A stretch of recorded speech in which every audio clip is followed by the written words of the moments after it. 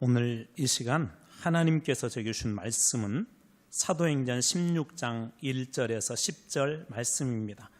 신약성경 214쪽에 있습니다. 사도행전 16장 1절에서 10절 말씀입니다. 신약성경 214쪽에 있습니다. 한 절씩 교독하겠습니다. 바울이 더베와 루스드라에도 이름에 거기 디모데라 하는 제자가 있으니 그 어머니는 믿는 유대 여자요 아버지는 헬라인이라.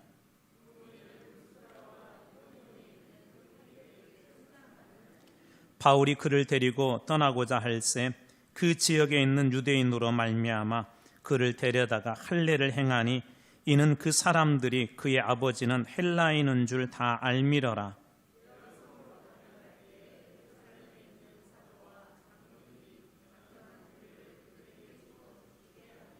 이에 여러 교회가 믿음이 더 굳건해지고 수가 날마다 늘어가니라.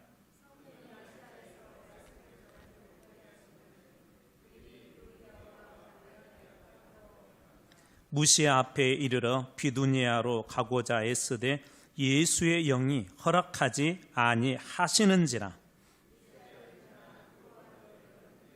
밤에 환상이 바울에게 보이니 마게도냐 사람 하나가 서서 그에게 청하여 이르되 마게도냐로 건너와서 우리를 도우라 하거늘 바울이 그 환상을 보았을 때 우리가 곧 마게도냐로 떠나기를 힘쓰니 이는 하나님이 저 사람들에게 복음을 전하라고 우리를 부르신 줄로 인정함이라라. 아멘. 주님의 이름으로 축복합니다. 먼저 죄송한 말씀드립니다. 제가 이렇게 찬 공기를 만나면요 자꾸 막 기침이 나와. 이렇게 찬양할 때는 특별히 공기를 이렇게 많이 이렇게 받아들이잖아요. 그 순간에 기침이 좀 나옵니다. 그래서 겨울철에는 미리 다시 한번 양해 부탁드립니다. 오늘 사도행전 41번째 시간입니다. 오늘 이곳에 계신 성령님이라는 제목으로 우리 하나님 말씀 나누도록 하겠습니다. 우리 예전에 N바이블 하면서 성경을 한번 이렇게 분류를 한번 해 보았습니다. 그래서 우리 구약 성경 같은 경우는 모세오경, 역사서, 시가서, 그리고 이제 선지서도 대선지서, 소선지서로 나눌 수 있다는 그런 얘기를 말씀드렸고, 신약 성경은 우리 복음서, 그리고 역사서, 서신서, 그리고 이제 예언서 그렇게 나눠볼 수 있다는 그런 얘기를 했습니다. 그러면서 역사서에 관한 이야기를 제가 이렇게 표현을 했어요. 구약의 역사는 이스라엘의 역사다. 그래서 모세오경을 포함해서요, 창세기, 출애굽기, 레위기, 민수기, 신명기, 여기 모세오경인데 거기에 포함해서 여호수아, 사사기, 룻기, 사무엘상하, 열왕기상하, 역대상하, 에스라, 느헤미야, 에스다. 어떻게 하셨어요? 여기까지 총 17건인데요. 이것을 역사서라고 합니다. 그래서 구약의 역사는 한마디로 이야기하자면 이스라엘의 역사예요. 이스라엘이 어떻게 세워졌는가. 근데 신약에도 역사서가 있습니다. 신약의 역사서. 우리 복음서, 마태마가, 누가, 요한복음, 이 사복음서 다음에 등장하는 사도행전이 바로 역사서인데, 구약의 역사서는 이스라엘의 역사라면 신약의 그 역사서는 교회의 역사입니다. 그래서 교회가 어떻게 시작되어지고 어떻게 확장되어졌는지에 대한 이야기들이 바로 이 사도행전에 기록되어져 있습니다. 그래서 사도행전을 볼 때 교회가 어떻게 세워졌는지, 그리고 교회가 어떻게 확장이 되었는지를 유심히 살펴볼 필요가 있습니다. 이 사도행전은 예수님의 한 명령으로부터 시작이 되어지는데요. 우리가 이것을 지상대명령이라고 합니다. 지상대명령. 그칠지라고 그랬잖아요. 그 외에 더 큰 명령이 없다는 거예요. 그래서 가장 큰 명령이라는 뜻의 지상대명령이라고 하는데, 이것을 풀이하자면 그리스도인들이라면, 예수 믿는 사람들이라면 꼭 따라야 될, 꼭 지켜야 될 명령이라는 그런 뜻입니다. 그러니까 예수님께서 이 명령을 주셨을 때는 야, 너희들이 이것을 꼭 지켜야 돼, 꼭 따라야 돼 라는 의미가 이 지상대명령 속에 들어있습니다. 그 말씀이 마태복음 28장 19절 20절 말씀인데, 한마디로 땅끝까지 이르러서 그 복음을 전하라는 거예요. 모든 민족에게. 이것이 가장 큰 그런 명령이라고 그렇게 이야기합니다. 그래서 교회에 주신 가장 위대한 명령, 이 지상 명령인데요, 그 명령대로 행하는 이야기, 가 바로 저희들이 지금 보고 있는 이 사도행전입니다. 그리고 이 사도행전에서 이 역할을 감당해 주는 사람, 그 역할을 주도적으로 감당해 주는 사람들이 그 사도들이었었고요. 이 사도들이 이 지상대명령을 잘 감당할 수 있도록 격려해 주고 인도해 주고 붙잡아 주신 분이 누구냐면 바로 이 성령님이십니다. 성종님. 그래서 이 사도행전에서는 성령의 역할이 아주 중요합니다. 그래서 어떤 사람은 이 사도행전을 성령행전이다라고 그렇게 부릅니다. 그래서 이 사도행전에서 중요한 그 모든 것들을 이렇게 주장하시고 또 인도하고 또 선교를 섬겨되게 한 그분이 성령님이시기 때문에 이 사도행전을 성령행전이라 그렇게 부르기도 합니다. 그래서 교회가 시작되어지는 사도행전 2장에도 보면 이 성령으로부터 시작이 되어지고요. 그 다음에 베드로가 설교를 하는데 성령이 충만해서 그 설교를 하기 시작합니다. 그리고 초대교회 집사님들, 지도자들을 세웠을 때도 성령이 충만한 사람들을 세우기 시작하고 또 빌립이 에티오피아 내시에 가서 말씀을 가르치고 전할 때 성령께서 그렇게 하게 하십니다. 스데반 집사님은 이 핍박을 받는 중에서도 하나님 말씀을 전할 때 성령이 충만하여 하늘을 우러러 이렇게 보았다고 하고요. 이제 이 사도 바울과 바나바 역시도 1차 선교여행을 떠날 때 성령께서 명령하여서 그들이 이 선교지로 1차 선교여행을 떠나게 됩니다. 이처럼 사도행전에서는 성령의 역할이 아주 중요합니다. 그래서 성령 없는 선교, 성령 없는 교회, 그런 교회의 모습은 이 사도행전에 없습니다. 그것이 빠지게 되면 교회가 아니고 성령의 역사가 빠지게 되면 진짜 그 선교가 아니라는 것이죠. 저희들은 지난 시간까지 1차 바울의 선교에 대해서 말씀을 나누었는데요. 오늘은 이제 본격적으로 2차 선교 여행이 시작되는 것에 관한 말씀이 오늘 본문의 말씀입니다. 오늘 본문의 말씀 1절입니다. 제가 읽어드리겠습니다. 바울이 더베와 루스드라에도 이름에 거기 디모데라 하는 제자가 있으니 그 어머니는 믿는 유대 여자요 아버지는 헬라인이라. 이 바울과 그리고 여기에는 지금 1차 때는 바나바가 같이 떠나겠지만 이곳에서는 바울과 실라가 2차 이제 전도 여행, 선교를 떠나게 되는데요. 이들이 도착한 곳을 더베와 루스드라라고 그렇게 이야기합니다. 더베는 1차 선교 때 가장 마지막, 어떻게 마라톤으로 얘기하자면은 그 반환점에 거기서 거기 더베까지 선교를 하고 이제 거꾸로 거슬러서 돌아오는데 그 끝자락이 바로 그 더베였습니다. 바로 그 더베 그리고 루스드라, 이제 이고니온, 이제 그렇게 해서 이 오늘 2차 선교 여행의 과정들이 되어질 터인데요. 지도를 이렇게 잠깐 보자면 뭐 우리나라도 뭐 전라북도가 있고 뭐 전라남도가 있고 뭐 경상도가 있고 그러는 것처럼 저렇게 지역이 나눠져 있습니다. 그래서 이 선교사들을 파송한 그 지역은 수리아 지역이고요. 바울이 있었던 그 바울의 예전에 그 고향 그 다소는 길르기아 지역이고요. 그래서 그런 지역 이름들이 여러 번 등장합니다. 그래서 이게 뭐 우리 그 식으로 얘기하면 전라남도인지 아니면 또 광주인지 그것을 여러분들이 조금 구분해서 좀 볼 필요가 있는데요. 방금 우리가 보았던 16장 1절에 보면 더베와 루스드라라는 것은 한 그 도시의 이름입니다. 한 도시의 그 이름에 이 두 사람이 도착을 했는데 그곳에 디모데라고 하는 한 명의 그 제자가 있었다고 합니다. 그러면서 이 디모데에 대해서 소개하기를 그 어머니는 믿는 유대 여자이고 아버지는 헬라인이다라고 1절에서 그렇게 이야기합니다. 그래서 디모데는 어떤 사람인지 2절에서 부연 설명을 하고 있는데요. 2절 말씀입니다. 디모데는 루스드라와 이고니온에 있는 형제들에게 칭찬받는 자니. 예, 루스드라 출신이거든요, 디모데는. 여기에서 우리가 하나 뭐 간단히 살펴봐야 될 것이 디모데를 제자라 그렇게 표현하고 있는데 아마 1차 선교 때 이 제자가 된 것 같습니다. 바로 이 루스드라라고 하는 그 지역 출신인 그 디모데에 대해서 2절에 소개하기를 그 주변에 있는 형제들, 여기 형제들이라고 하는 것은 믿는 사람들을 얘기합니다. 그러니까 믿는 사람들에게 아주 칭찬을 받았던 사람이 바로 이 디모데다 그렇게 이야기를 합니다. 그의 어머니는 유대인이었고 아버지는 헬라인이었으며 교회 안에서 칭찬을 듣는 그런 사람이었을 뿐만 아니라 디모데후서 1장 15절 말씀에 보면 3대째 믿음이 이어진 것을 보게 됩니다. 디모데후서 1장 5절 이는 내 속에 거짓이 없는 믿음이 있음을 생각함이라. 이 믿음은 먼저 내 외조모 로이스, 외할머니 로이스가 있었는데요, 그 할머니부터 믿은 것 같아요. 그리고 내 어머니 유니게 속에 있더니 내 속에도 있는 줄 확신하노라. 바울이 디모데에게 보낸 이 목회서신에 보면 그 외할머니도 믿었고, 그 믿음이 이 디모데 어머니인 유니게에게 전해졌고, 또 그 믿음이 유니게를 통해서 디모데에게도 이렇게 전해지고 있는 것을 볼 수 있습니다. 바울의 2차 전도 여행에서 바로 이제 이 디모데라는 사람이 함께 이렇게 동행을 하게 되는데요. 훗날 데살로니가라든지 또 마케도니아에서 남아서 이 바울이 다 완성하지 못한 그런 가르침들, 그런 말씀 훈련들을 이 디모데가 하기도 하고요. 또 마지막에는 예배소 교회에서 담임 목회자가 되어서 그 예배소 교회를 아주 목회적으로 잘 하는 그런 역할을 한 사람이 그런 목회자인 바로 디모데입니다. 그런데 이 디모데에게 오늘 특별히 어떤 한 가지 그런 행위를 했다, 그렇게 이야기하는데요.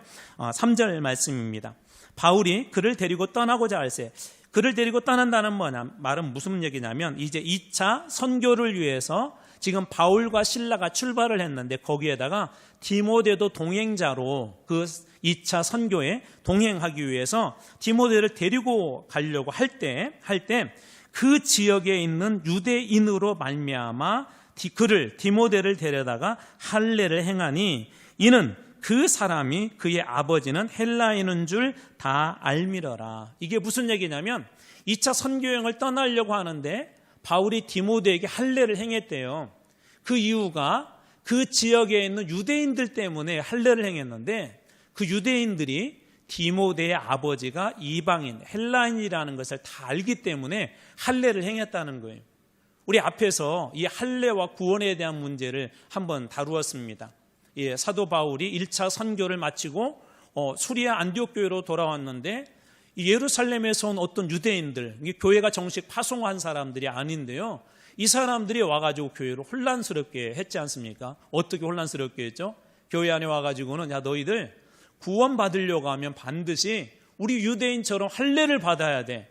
이방인들에게 할례를 강요한 거예요. 그리고 613가지 율법이 있는데 율법을 지켜야만이 너희들이 구원받을 수 있어. 그래서 너무나도 이 바울하고 바나바가 화가 나가지고 막 경론을 부렸어요. 그런데도 이 사람들이 뜻을 안 굽히니까 예루살렘으로 올라가서 예루살렘에서 총회를 열어서 결정을 하게 되죠. 어떤 결정을 했죠? 구원은 할례가 조건이 아니라는 거예요. 우리는 은혜로 믿음으로 받는 것이지 할례가 조건은 아니라는 거예요. 그러면서 몇 가지 이 도덕적으로 또 율법이지만 유익한 것들은 좀 지키도록 그렇게 권면을 합니다. 그래서 할례는 구원의 중요한 조건이 아니에요. 그런데 오늘 말씀에 보면 디모데를 마치 억지로 할례를 시킨 것처럼 그렇게 되어 있단 말이에요. 도대체 무슨 일들이 있었기에 이렇게 한 걸까요? 여기에는 바울의 선교 전략 때문에 그렇습니다. 바울의 선교전. 방금 읽었던 거 말씀해 보면 디모데에게 할례를 행한 그 이유가 무엇이라고요? 그 지역에 있는 유대인들이 디모데의 아버지가 이방인이라는 것을 안다는 거예요. 이게 무슨 얘기냐면, 디모데가 앞으로 가서 복음을 전할 때마다 이 사람들이 소위 딴지를 걸 거예요. 딴지. 야, 디모데, 너는 이방인이 되었고 복음을 전해? 너는 할례도 안 받았잖아. 그러면서 끊임없이 이 수리아 안디옥 교회에 와서 할례 문제로 교회를 어지럽게 한 것처럼 디모데가 복음을 전할 때마다 계속 그것을 갖다가 막 건들 거란 말이에요. 그러면 어떻게 되죠? 그거하고 싸우느라고 정작 복음을 전해야 될 본질적인 것들을 어느 순간 빼앗겨 버립니다. 여러분 기억하십시오. 사단은 이와 같은 전략으로 오늘날 교회를 괴롭힙니다. 교회의 가장 중요한 본질, 우리 사도행전 읽어가면서 교회의 본질, 우리 방금 제가 보았던 지상대명령을 통해서 우리 볼 수 있는 게 뭐죠? 하나님이 이 땅 교회에 맡겨진 가장 중요한 것은 교회가 그 복음을 가지고 세상에 보여주는 복음에 대해서 믿지 않은 영혼들을 구원시키는 게 가장 중요한 본질인데, 엉뚱한 거에 계속 싸우면서 어느 순간 그걸 신비한 그리스도인의 능력들을 다 잊어버려요. 복음도 빼앗겨버리고 예배의 감격도 사라져버리고 기도 생활의 은혜도 없어져 버리고 찬송의 감동도 없어져 버리고, 그러다 보면 어떻게 돼요? 교회는 점차적으로 메말라 갈 거예요. 우리 사람으로서 당연히 먹어야 될 의식주가 있잖아요. 기본적으로 되어져야 될 의식주가 있는데 그런 것들이 점차적으로 축소된다 한번 생각해 보십시오. 먹어야 될 것을 먹지 아니하고 계속 다른 거에만 신경 쓰고 다툰다고 생각해 보십시오. 어느 순간 어떻게 돼요? 몸이 점차적으로 홀쭉해질 거예요. 근육량이 줄어들 거예요. 어느 순간 다리에 힘이 없어질 거예요. 마귀를 앞에 놓고도 싸울 수 없는 그런 무능한 그리스도인으로 바뀌어버립니다. 사단이 이게 전략이에요. 그래서 이 일에 대해서 바울이 미리 차단한 거예요. 그래서 디모데에게 할례를 행하지 않아도 큰 문제는 없지만 그러나 복음을 전하는데 계속 이것 때문에 소진을 할까 봐 아직 정확하게 미리 그냥 정리를 한 겁니다. 그래서 거기 있는 유대인들이 소위 딴지를 걸지 못하도록 그렇게 한 것이죠. 이와 같은 전략을 고린도전서 9장 20절에서 볼 수가 있는데요. 한번 제가 읽어드리겠습니다. 유대인들에게는 내가 유대인과 같이 된 것은 유대인들을 얻고자 함이요 율법 아래 있는 자들에게는 내가 율법 아래 있지 아니하나 율법 아래 있는 자 같이 된 것은 율법 아래 있는 자들을 얻고자 함이요. 바울이 유대인의 전통을 무시한 게 아니에요. 율법을 무시한 게 아니에요. 그런데 바울이 그 율법으로 구원받는 것이 아니고 할례로 구원받는 건 아니지만 바로 그 할례 받은 사람들을 구원시키기 위해서 또 율법 속에 있는 사람을 구원하기 위해서 바울이 그렇게 한다라고 그렇게 이야기합니다. 할례가 중요한 구원의 조건은 아니지만 그것 때문에 불필요한 다툼이나 비본질적인 것으로 눈이 쏠려서 교회가 해야 될 중요한 본질적인 것들을 놓칠 수 있기 때문에 이 바울이 그렇게 했던 것이죠. 본질적인 것에 우리 교회는 초점을 맞춰야 합니다. 교회가 해야 될 가장 중요한 일이 뭐라고요? 영혼 구원이란 말이에요. 교회가 해야 될 가장 중요한 일이 뭐예요? 세상의 빛이 되고 보이는 복음이 되고 움직이는 복음이 되어야 되는데 바로 이러한 일들이 그런 것들을 막을 수 있고 또 이렇게 딜레이시킬 수 있다는 것입니다. 그래서 디모데에게 그렇게 한 것이죠. 그리고 디모데를 이 선교의 현장에 같이 데리고 가고 싶었다는 건 뭐냐면 바울이 볼 때 디모데 이 사람은 정말 좋은 동역자가 되겠다라는 그런 생각이 있었기 때문에 이 디모데를 데리고 가고자 했던 것입니다. 실제적으로 그 뒤에 어떤 일들이 일어났죠? 4절 말씀입니다. 여러 성으로 다녀갈 때 이제 그 뒤에 여러 성, 예를 들면 그 뒤에 있었던 이고니온이라든지 안디옥이라든지 그런 여러 성들을 다녀갈 때 예루살렘에 있는 사도와 장로들이 작정한 규례, 앞에서 제가 설명드렸던 거, 예루살렘 총회에서 결정했던 거, 우리는 구원을 은혜로 믿음으로 받지 할례로 받는 건 아니다. 그러나 피채 먹지 말아라, 목매어 죽은 거 그거 먹지 말아라, 그런 거에 대한 이야기를, 그 규례를 다시 이 사람들에게도 말씀해 준 거예요. 그러면서 이게 신앙의 기본이다, 이 신앙의 기본을 잘 지켜라라고 1차 선교 여행 때 거쳐갔던 교회들을 일일이 다시 가서 그 재교육을 합니다. 말씀으로 그렇게 훈련을 하죠. 그러자 어떤 일이 일어났습니까? 5절입니다. 이 말씀을 같이 한번 읽어보겠습니다. 같이 읽습니다. 시작. 이에 여러 교회가 믿음이 더 굳건해지고 수가 날마다 늘어가니라. 말씀으로 인해서 교회가 어떻게 됐다고요? 더 믿음이 굳건해지고 그 다음에 수가 날마다 어떻게 됐다고요? 늘어가니라. 여러분, 교회의 본질적인 부흥은요, 말씀이 똑바로 여러분 바뀌고 말씀이 똑바로 먹여지고 말씀이 똑바로 우리 안에 채워지게 되면 교회는 자연스럽게 부흥되어지게 되어 있습니다.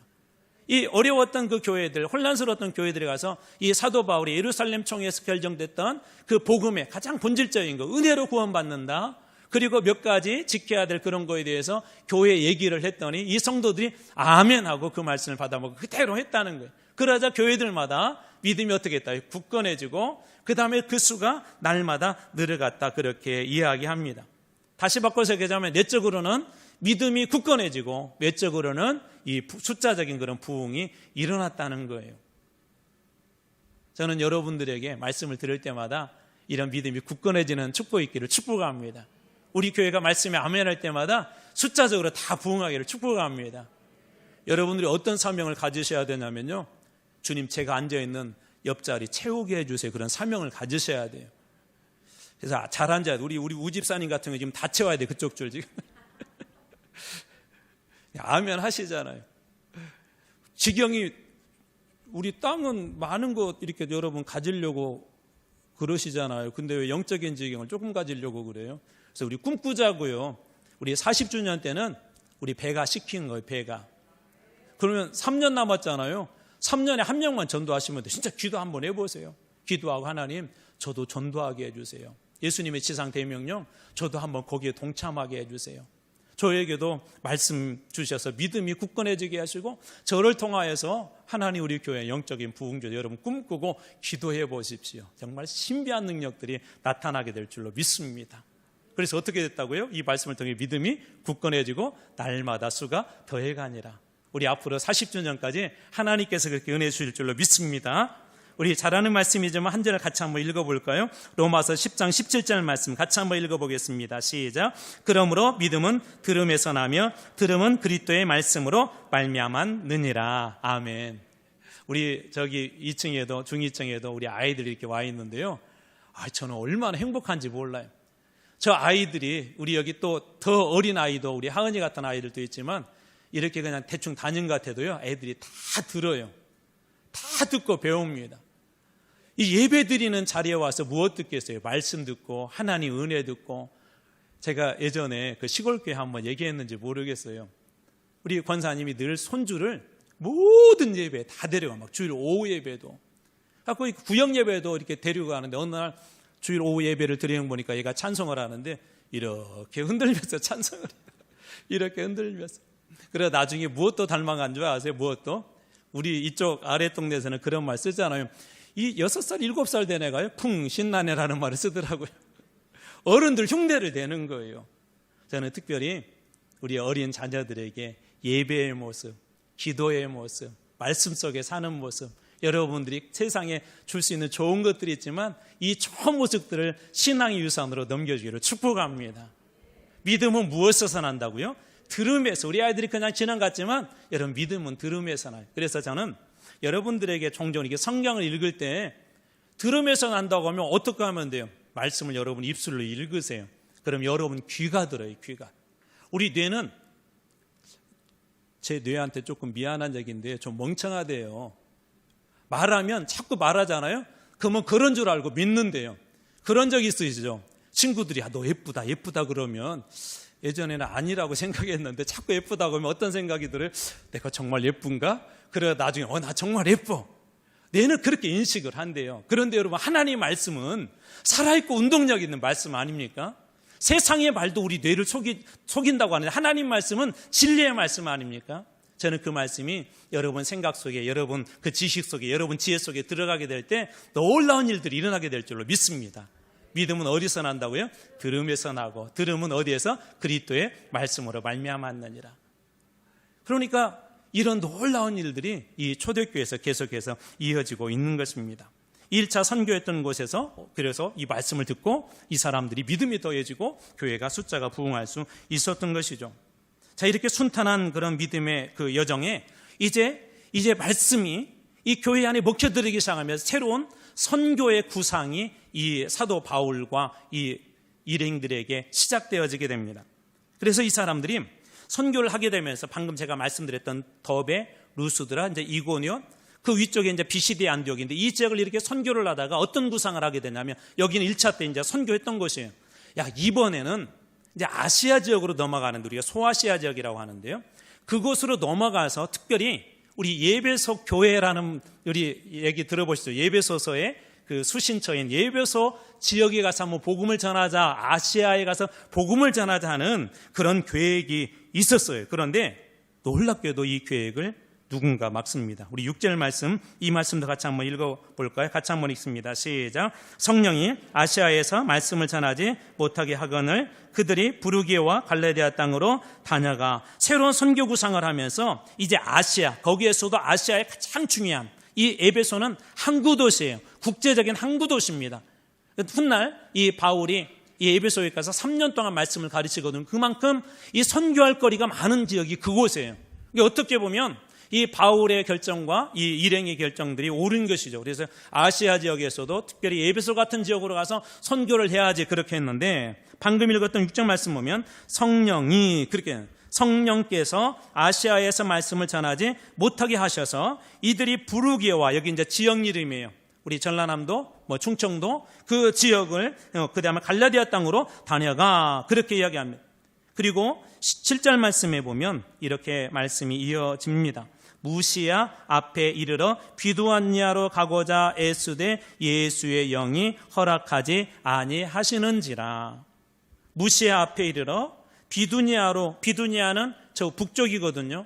지금 아래쪽에 선교하고 있다가 북쪽으로 선교를 가야 되겠다 그렇게 했는데 예수의 영, 성령께서 이것을 허락하지 않았다는 거예요. 한번 그림을 잠깐 이렇게 한번 이렇게 지도를 한번 보자면은요, 제가 저기 이 박스 쳐놨잖아요. 거기가 부르기아와 갈라디아 땅이에요. 그런데 그 위쪽으로 이제 나중에는 이렇게 비두니아가 그 위쪽이거든요. 그래서 선교를 가려고 그렇게 계획을 다 했는데 하나님의 그 성령, 예수의 성령이, 하나님의 영이 그 모든 것들을 이렇게 가로막았다, 허락하지 않았다라고 그렇게 이야기합니다. 다시 말해서 이 선교의 주도권이 이 모든 선교를 행하게 하고 선교를 선교되게 하는 분이 누구시라는 걸 알 수가 있어요. 성령이라는 걸 알 수가 있죠. 이 사도들이 자신들의 계획보다도 누구의 그 음성에 더 지금 귀를 기울이고 있어요? 성령님께서 뭐라고 말씀하시니, 성령께서 어떻게 말씀하시는지 그것에 이 사도들이 귀를 기울이고 있음을 우리가 보게 됩니다. 여러분, 교회는 성령에 의해서 세워졌습니다. 우리 사도행전 2장에 보면 교회가 성령 충만하고 나서 교회가 세워지기 시작했고 성령에 의해서 교회가 흩어지게 되면서 이곳저곳에서 여러 교회들을 세웁니다. 사도들 역시도 선교하는 그 일에 이 성령께서 늘 인도자가 되어주시고 지금 거기 계시는 성령이, 지금 그들 가운데 계시는 그 성령님의 음성을 이 사도들이 늘 귀 기울여 드렸습니다. 그래서 본인들 계획은 이 아시아 지역에 가서 특별히 에베소 같은 거는 큰 지역에서 선교를 하고 싶었는데 그것을 막자 이 북쪽으로 또 가고 싶었는데 그것을 허락하지 않았다라고 그렇게 이야기하고 있습니다. 그래서 어떻게 했죠? 8절 말씀입니다. 무시아를 지나 드루아로 이제는 내려갔는데 9절 말씀, 밤에 환상이 바울에게 보이니 마게도냐 사람 하나가 그에게 청하여 이르되 마게도냐로 건너와서 우리를 도우라 하거늘. 이게 무슨 얘기냐면요, 아시아의 지금 끝자락에 서 있습니다. 드루아라는 것은 이제 아시아의 끝자락에, 여기에서 이제 바다만 건너면 그 바다 폭이 그렇게 넓지 않습니다. 유럽입니다. 유럽. 마게도냐는 유럽이에요. 이 사도 바울의 원래 이 2차 선교 계획은 뭐였냐면 아시아에서 선교했었어요. 특별히 1차 때 저 북쪽을 선교를 하지 않았기 때문에 저 북쪽을 선교하기를 원했는데 성령님께서 그것을 막으시더니 드루아 쪽에 갔는데 그곳에서 밤에 환상 중에 하나님께서 한 환상을 보여주시는데요. 그 환상의 내용이 뭐냐면 저 바다 건너편에 마게도냐 지역, 유럽 지역에 있는 어떤 사람이 서서 이 바울과 그 일행을 향하여서 소리를 치더래요. 바울 선생님, 와서 우리를 좀 도와주세요. 우리에게도 복음을 좀 전해주세요. 그 환상을 지금 이 바울이 본 것입니다. 다시 말해서 바울의 비전은 아시아였지만 하나님께서는 저 유럽에 이 복음을 전하기를 원하셨던 것이죠. 여러분, 선교는 우리가 하는 게 아니에요. 선교의 주도권은 여러분 성령님에게 있습니다. 선교의 그 모든 인도하심은 성령님께 있습니다. 제가 선교 현장에 있으면서 깨달은 게 뭐냐면 하나님이 인도하시면 선교는 자연스럽게 돼요. 근데 인간의 힘으로 자꾸 선교를 하려고 하잖아요. 물질로 선교를 하려고 하고 건물로 선교를 하려고 하고, 그러면 그런 선교는 외적으로는 어떤 모양은 좋은 모양 갖출 수 있지만 진정한 그 선교가 이루어지지 않습니다. 근데 그때마다 성령님이 주시는 그런 마음들이 있어요. 그때마다 우리 가운데 부어주는 마음들이 있어요. 제가 그 얘기도 한번 했었잖아요. 우리 한국의 어떤 유명한 단체가 지금은 그렇게 못하는데 중국에도 실크로드가 있어요. 실크로드. 근데 거기 라인이 주로 중국에는 다양한 민족들이 있는데 그 이슬람 사람들이 있습니다. 이슬람 사람들. 그래서 해마다 행진을 해요. 땅받기를 합니다. 소위. 가다가 어느 마을을 가다가 갑자기 성령님께서 이렇게 복음을 전하는데 이 중에 못 걷는 사람이 있다 그러더래요. 그러면서 더 무서운 명령을 하시더래요. 그를 찾아내어서 이렇게 세워라, 안수해서 이렇게 세워라. 여러분 그런 마음 주실 때 어떻게 하시겠어요? 찾아봤더니 있어요. 그래서 불러내서 기도하려고 하는데 무슨 생각이 드냐면 아유, 뭔 일 안 하면 어떡하지? 뭔 일하고 그런 생각 들지 않겠어요? 근데 이분들은 좀 어떤 배짱이 있냐면 기도하고 성령이 인도하시는 대로 주시는 마음대로 이것도 하나님께서 주신 명령이다 하고 찾아봤더니 그때 정말 있더래요. 그래서 초청을 하고 예수 이름으로 강력하게 선포하고 기도하고 아멘 했는데 어떤 일들이 일어났을까요? 이렇게 믿음이 없으셔가지고 일어섰어요. 여러분 선교는 내가 하는 게 아니라 성령님이 하세요. 성령님께 맡겨드릴 때 그러한 일들이 여러분 일어나는 것입니다. 그런데 어떻게 우리가 성령님의 인도를 받을 수 있을까요? 중요한 한 가지가 있어요. 우리가 여기에서 이런 일들이 이 환상이라는 단어에 한번 집중해 볼 필요가 있습니다. 하나님께서 바로 그 환상을 통해 주시는 음성들이 어떻게 되어지는지 우리 앞에서 보았던 말씀을 한번 잠깐 돌아가 보겠습니다. 사도행전 11장 5절 이르시되 내가 욥바시에서 기도할 때, 이건 지금 베드로가 훗날 얘기하는 거거든요. 그 고넬료의 집에 있었던 그런 일들을 거기 가서 좀 얘기하는 거예요. 욥바시에 있을 때 욥바에서 베드로가 기도하고 있었는데 황홀한 중에 환상을 보았다. 그래서 신약에서 환상을 보았다라는 말은 주로 무엇과 관련이 있냐면 기도했다는 말과 관련이 있습니다. 그러니까 언제 하나님은 환상, 비전, 꿈을 주세요? 기도할 때 주세요. 저희들이 우리 비전과 핵심 가치에 대해서 나누는데 다음에 한번 나눌 거예요. 하나님이 언제 꿈을 주시냐? 기도할 때 하나님께서 그 환상을 보여주시고 그런 비전을 보여주십니다. 자, 환상을 보니 큰 보자기 같은 그릇이 내 귀에 베어 하늘에서부터 내리어 내 앞까지 드리워지거늘. 우리가 잘 아는 것처럼 부정한 동물들이 그 안에 있었죠. 먹지 못할 것들. 그런데 하나님 뭐라고요? 자, 잡아먹으라 라고 하면서 그 환상을 보여주는데 언제 보았다고요? 기도할 때 그들이 이 베드로가 보게 됩니다. 오늘 마찬가지로 바울 역시도 마찬가지입니다. 바울이 이 기도 중에 하나님께 주신 그 환상을 본 것이죠. 그러자 그 환상에 대해서 성령님께서 보여주신 그 환상에 대해 어떻게 합니까? 10절 말씀, 이 말씀을 같이 한번 읽어보겠습니다. 같이 읽습니다. 시작. 바울이 그 환상을 보았을 때 우리가 곧 마게도냐로 떠나기를 힘쓰니 이는 하나님이 저 사람들에게 복음을 전하라고 우리를 부르신 줄로 인정함이러라. 바울이 그 환상을 보았을 때 그냥 그걸 지나치지 않고 우리가 곧이라는 말은 즉시라는 말이에요. 마케도냐로 떠나기를 힘썼다. 유럽으로 떠나기를 힘썼다는 거예요. 자기 가지고 있던 모든 계획들, 모든 것들을 다 내려놓고 그렇게 가기를 힘썼다는 거예요. 베드로 역시도 어떻게 했죠? 그 환상을 보고 나서 그 성령님께서 뭐라고 했냐? 바로 얘기를 해요. 야, 앞으로 조금만 있으면 내 집 앞에 사람들이 올 것이야. 고넬료라고 하는 사람이 보내는데 그 사람들 따라가 그럽니다. 그러다 시간이 좀 오후 시간이었기 때문에 바로 떠나게 되면 이 밤길을 가야 돼요. 그래서 그날 하룻밤 유숙하고 그 다음날 성령님의 음성에 순종을 해서 즉시 이 베드로가 이방인의 집, 고넬료의 집으로 가이사랴로 떠나게 됩니다.